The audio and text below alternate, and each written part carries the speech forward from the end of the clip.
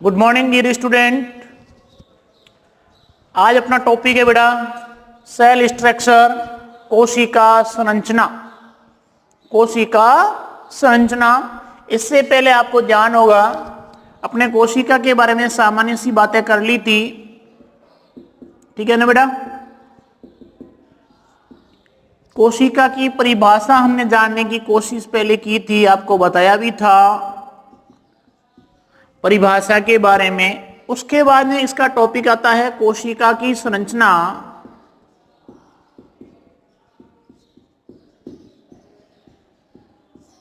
और फिर अपन बात करें कोशिका संरचना के बाद में कोशिका का एक दो टॉपिक इसमें से हट गए हैं, सेल साइकिल, कोशिका चक्र, और फिर आता है सेल डिवीजन, कोशिका विभाजन।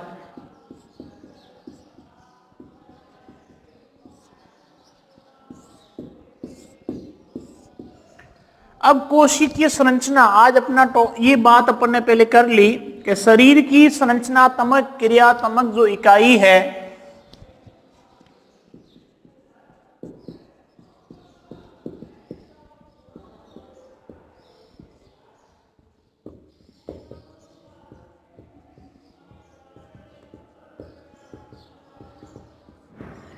तो शरीर की संरचनात्मक और क्रियात्मक इकाई कौन हुई? कोशिका। ये बात तो बेटा मैंने आपको पहले भी बता दी, ठीक है ना। कोशिका की खोज किसने की? रॉबर्ट हुक ने की। ये भी आपको पहले जानकारी दे दी गई। अब अपन कह रहे कोशिका शरीर की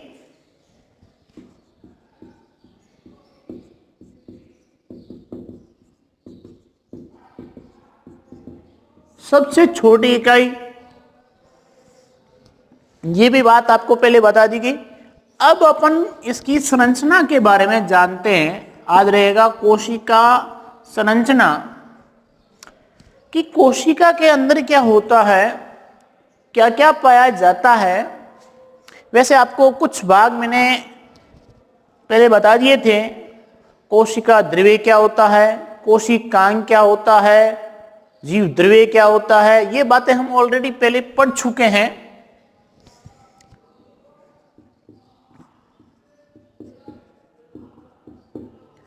कोशिकांग, ये आप कहने का मतलब पहले पढ़ चुके हैं, ओके। कोशिकांग क्या पढ़ चुके हैं? कोशिकांग क्या है? ये अपन कहते हैं कि कोशिका द्रव्य,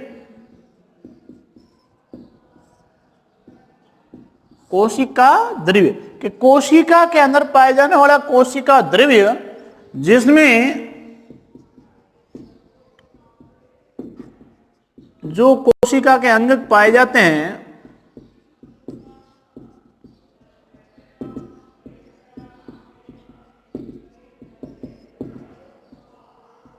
उन्हें ही कोशिकांग कहते हैं।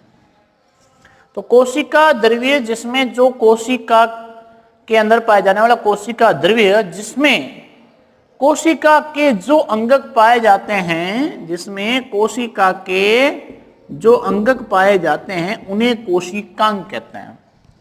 ये आता है किसके अंदर? कोशिका की संरचना में। समझ गए ना। क्योंकि जब हम कोशिका की संरचना देखते हैं तब आपको ध्यान है, एक होता है कोशिका झिल्ली,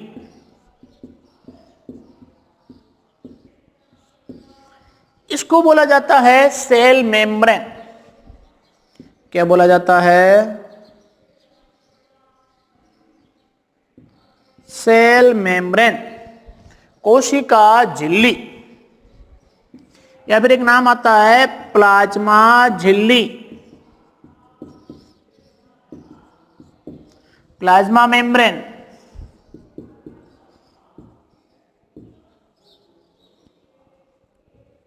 ओके। अब रही बात यहां पे कोशिका झिल्ली। अब अपन कह रहे हैं एक होती है कोशिका भित्ति।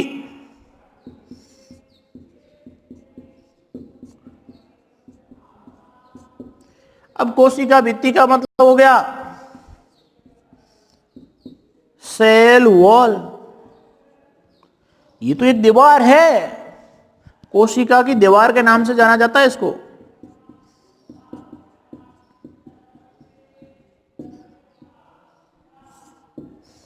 तो कोशिका की दीवार कौन है? Cell wall. ये सबसे ऊपर होती है, उसके बाद कोशिका झिल्ली होती है। अब ध्यान दीजिए, उसके बाद में जैसे ही अंदर की तरफ आएंगे तब आपको ध्यान है उसके अंदर एक द्रव्य होते हैं, कोशिका द्रव्य।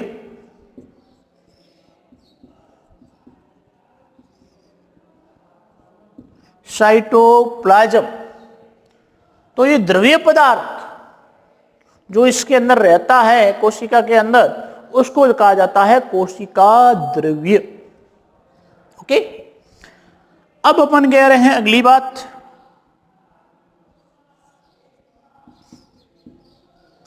जिसमें आ जाते हैं कि कोशिका द्रव्य में पाए जाने वाले कोशिकांग।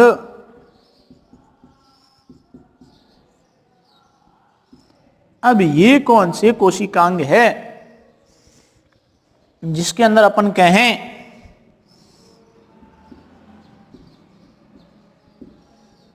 जैसे केंद्रक,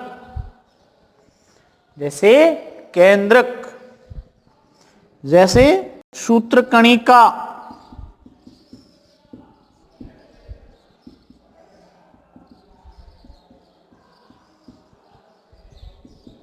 माइटोकॉन्ड्रिया, ये न्यूक्लियस, ये माइटोकॉन्ड्रिया, सूत्रकणिका।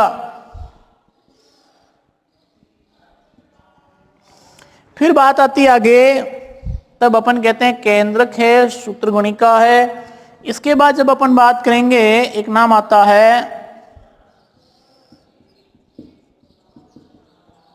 लाइसोसोम।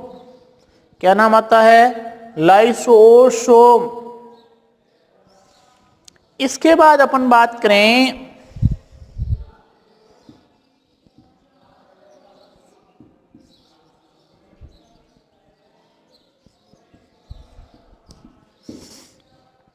अंतःपर्दीय जालिका।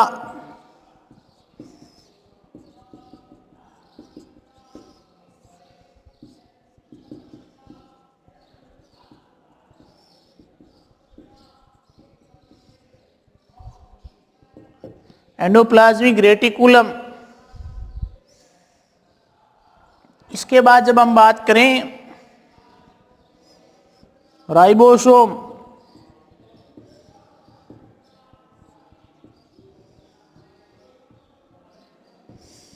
ठीक है ना, इसकी बात करें राइबोसोम, अंतःपर्दीय जालिका, लाइसोसोम, सूत्रकणिका, केंद्रक। फिर आपको ध्यान होगा रिक्तिका, जिसको बोल देते हैं वैक्यूल, इसको क्या कहते हैं? वैक्यूल। फिर आपको ध्यान होगा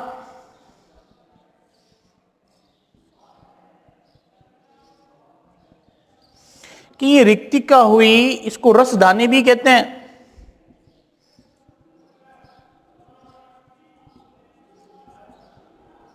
ओके, फिर बेटा बात हुई आगे रसधानी के साथ साथ में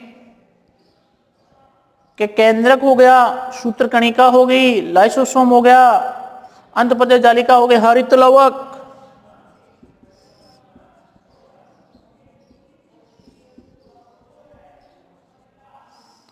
क्लोरोप्लास्ट, ठीक है ना। फिर अपन कहें और सूक्ष्म नलिका, माइक्रोट्यूबल्स,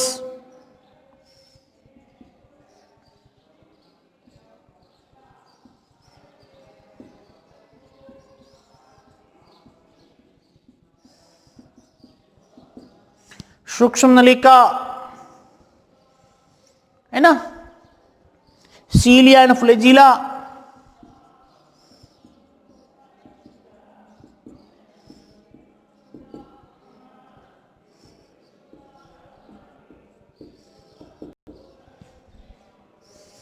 मतलब सीरियल फ्रेजिला, जिसको एक तरह से कहें अपन कसा बीका और पक्ष्मा बीका, हिंदी में इनका शब्द हो जाएगा,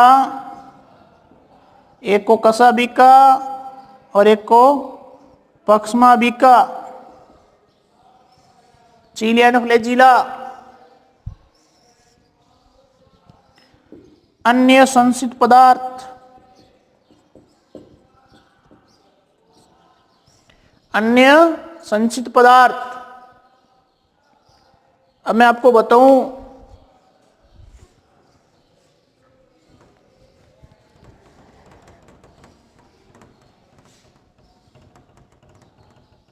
कोशिका संरचना के टॉपिक की बात कर रहे हैं अपन।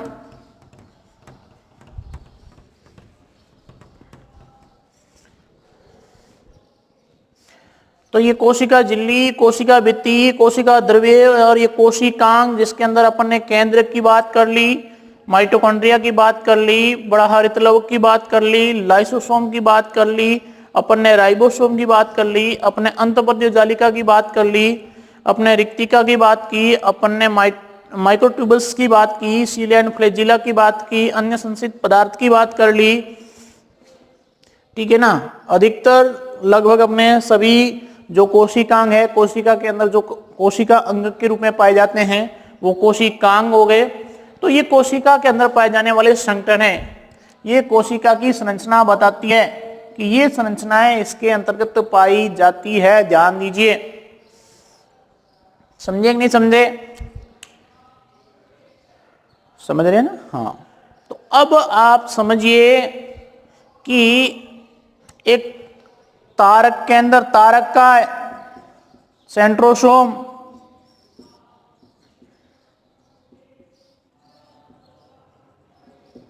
ठीक है ना, सेंट्रोसोम तारक का है और एक तारक केंद्र भी होता है।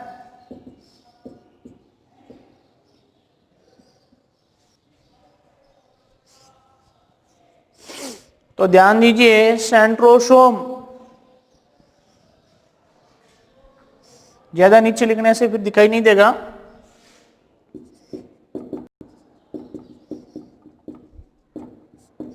तो ये सेंट्रोसोम हो गए, बहुत सारे कोशिकांग है जिनसे बहुत सारे क्वेश्चन बनते हैं और ये सभी संरचना हम देखें तो कोशिका की संरचना में उपस्थित रहती है। ये कोशिकीय संरचना के अंतर्गत देखा जाता है। पहले ये था, एक टॉपिक था कि कोशिका की संरचना कैसे बनती है, दिखने में कैसी दिखती है ना। तो उसका क्या था, उसका ये था कि भाई इसकी वो बनानी है। समझे नहीं समझे? बोले तो मतलब माइक्रोस्कोप से, सूक्ष्मदर्शी से कोशिका का अध्ययन करना। प्याज की झिल्ली से ये क्रिया होती थी। किससे होती थी? प्याज की झिल्ली से। कोशिका से संरचना से संबंधित अपने अलग अलग पार्ट आएंगे। आज पहला पार्ट है ये पार्ट फर्स्ट, कोशिका संरचना का। तो ध्यान दीजिएगा, ये कोशिका के अंदर पाई जाने वाली संरचनाएं हैं इतनी सारी, जिनको हम थोड़ा थोड़ा सब में पढ़ेंगे। ज्यादा डिस्क्रिप में तुम्हारा है नहीं, डिस्क्राइब में, इसलिए हम थोड़ा थोड़ा सबके अंदर पढ़ेंगे। वो सभी किसके अंदर आ जाएगी? कोशिका संरचना के अंतर्गत तो आ जाएगी। लेकिन बात ध्यान रखने योग्य ये थी कि कोशिका के अंदर जब सूक्ष्मदर्शी से अध्ययन किया जाता है तो वो कैसे किया जाता है, कैसे अध्ययन करना था, वो टॉपिक तुम्हारा हट गया है, मतलब सिलेबस में नहीं डाला है। लेकिन मैं आपको थोड़ा सिंपल में जल्दी से बता देता हूं कि हमें इसको सूक्ष्मदर्शी से कैसे देखा जाता है।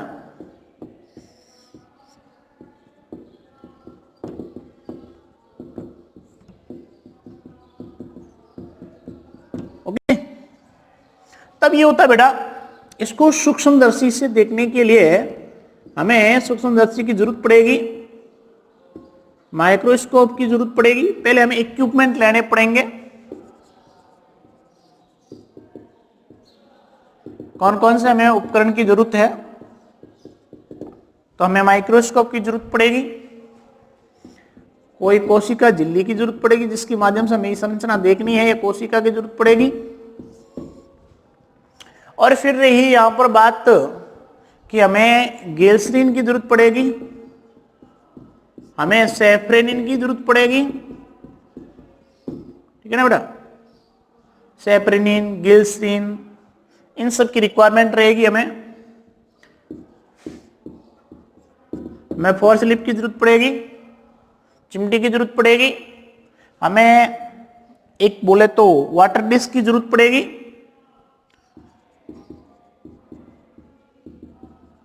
वॉच ग्लास की, हमें पानी की जरूरत पड़ेगी। समझ गए ना?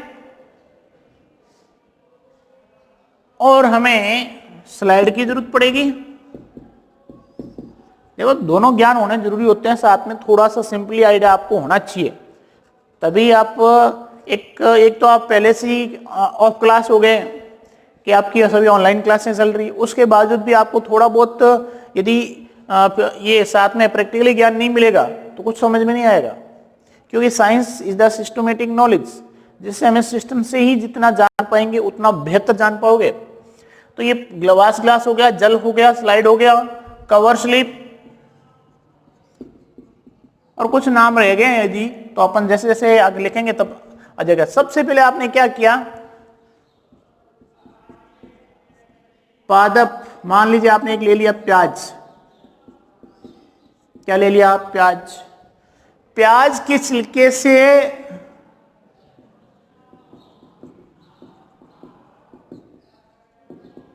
वो पतली वाली झिल्ली निकालो, पता है ना तुम्हें? एक पतली झिल्ली होती है प्याज का, अपन छिलका तोड़ते हैं तो एक बहुत सूक्ष्म सी, बहुत माइनर, बहुत पतली सी एक लेयर आती है उसके अंदर, उसको निकालो। ओके, और उसको निकाल के बेटा यूं करना है आपको कि आपने उसको सेक्शन, हाँ एक आपको ब्लेड की जरूरत पड़ गई। अब आप क्या कीजिए, उसको स्लाइड पे ले लो, आपने उसको स्लाइड पे ले लिया। अब मान लीजिए वो यहां पर आपने रख दी, अब उसके एक दो माइनर माइनर छोटे छोटे पतले पतले सेक्शन काट दो, ठीक है? तो आपने सेक्शन काट दिए, ठीक है, टीएस सेक्शन काट रहे हैं आप इसका। अब सेक्शन काटने के बाद में आप इसको क्या करो, ये प्याली है, वॉच ग्लास है, इस वॉच ग्लास में पानी है, क्या भर के रखा हुआ है, जल। ये छोटे छोटे जो सेक्शन काटे हैं वो टुकड़े इसके अंदर डाल दो, ठीक है? तो ये आपने पीस है वो इसके अंदर डाल दिए, पानी की वॉच ग्लास के अंदर डाल दिए, जल के अंदर। अब आप क्या कीजिए, उसके बाद एक वॉच ग्लास और लीजिए, एक और ले लिया आपने वॉच ग्लास, इसके अंदर आपने सैफरनिन ले लिया, सैफरनिन की कुछ बूंदें ले ली, ओके? और वो कुछ बूंदें ले ली आपने, मान लीजिए, और उसके अंदर यहां पर इसमें डाल दी, तो इसमें डाल दिया वो क्या है, सैफरनिन। समझ में आया? अब आपने क्या किया, वॉच ग्लास के अंदर जितने भी टुकड़े डाले हैं उसमें सबसे जो माइनर और अच्छा सेक्शन कटा हुआ है आपकी दृष्टि से, उस सेक्शन को, एक और रिक्वायरमेंट पड़ गई अभी हमें ब्रश की, उस ब्रश के माध्यम से आप लेके किसको, इस वॉच ग्लास में डालेंगे, इस सेक्शन को, जैसे आपने ये ब्रश ले लिया, ऐसे उठाया और उसको उठा के इस वॉच ग्लास में डाल दिया, और इस वॉच ग्लास में पहले से है सैफरनिन। अभी क्या होगा, अब ये होगा कि ये जो टुकड़ा आपने डाला है, ये टुकड़ा हो जाएगा अभिरंजित। क्या हो गया, अभिरंजित। क्यों, किससे, सैफरनिन से। ये सैफरनिन से ले लेगा कलर, बोले तो हो जाएगा कलरफुल। ओके, हो गया कलरफुल। अब आप क्या करें, कलरफुल होने के बाद में इसको पुनः जल की वॉच ग्लास में डाल दो। तो आपने वापस इसको जल की वॉच ग्लास में डाल दिया, ठीक है? ये टुकड़ा है अभी सैफरनिन डालने के बाद का। अब इसमें क्या करो, ब्रश से थोड़ा हिलाओ, ताकि ज्यादा यदि अभिरंजित हो गया है तो हट जाएगा। इसके बाद में आप अपनी स्लाइड तैयार रखो। ठीक है, स्लाइड ले ली अपन ने। अब वापस ब्रश की जरूरत पड़ेगी। उस ब्रश से आप इसको लेके टुकड़े को यहां सेंटर में रख दो। ये मान लीजिए आपने सेंटर में रख दिया इसको। ठीक है, किसके सेंटर में? स्लाइड के सेंटर में। थोड़ी स्लाइड पतली कर देते हैं, लंबी कर देते हैं, क्योंकि वो आयताकार होती है, और सेंटर में कर देते हैं। ये ले, उसके बाद में आपने जब ये इस पे रख दी, या रखने से पहले जो सेंटर पॉइंट है यहां पर यूं करो, ग्लिसरीन की 2 बूंद डाल दो। ठीक है, अब ये तो आपने अभिरंजित रंगने के लिए लिया, तो ग्लिसरीन क्यों डाला ये भी जानना जरूरी है। तो ग्लिसरीन इसलिए लिया क्योंकि ग्लिसरीन से बनती है पारदर्शिता, पारदर्शी बनेगी। ठीक है ना, जैसे स्पष्ट दिखेगा, इसलिए आपने डाल दिया ग्लिसरीन। ग्लिसरीन के बाद में आप वो सेक्शन रख दो इसके ऊपर, इस ब्रश की सहायता से रख दिया। अब लेके आओ कवर स्लिप और चिमटी, दोनों चीजें। या फिर आप एक तरह से अपन कहें कि आपके पास में एक निडल आती है, चिमटी की जरूरत नहीं है, निडल भी जरूरत पड़ेगी। यहां पे एक निडल सुई जैसी आती है, उस निडल को ऐसे रखते हुए, और कवर स्लिप का इतना छोटा सा टुकड़ा आता है, उसको लेके धीरे से इसके ऊपर डाल दो। जैसे ये ऊपर आ जाएगा तब ये स्लाइड और ये सेक्शन और ये इसके ऊपर कवर स्लिप लग जाएगी। इसके बाद में आप इसको स्थायी भी कर सकते हो कनाडा बाल्सम से, और स्थायी नहीं करो तो फिर आप इसको अस्थायी रूप से माइक्रोस्कोप में लगा के देख सकते हो, सूक्ष्मदर्शी से देख सकते हो, जिसमें आपको इतनी सारी संरचनाएं देखने को मिलेगी। समझ गए? ये तो थी कोशिकीय संरचना की एक व्यू चार्ट कहें या आपको सामान्य जानकारी। अब हम कल इसको सभी को एक एक बिंदु को लेके फटाफट कोशिकीय संरचना को खत्म कर लेंगे। तो कोशिका पार्ट फर्स्ट, और कल पढ़ेंगे कोशिकीय संरचना का पार्ट 2।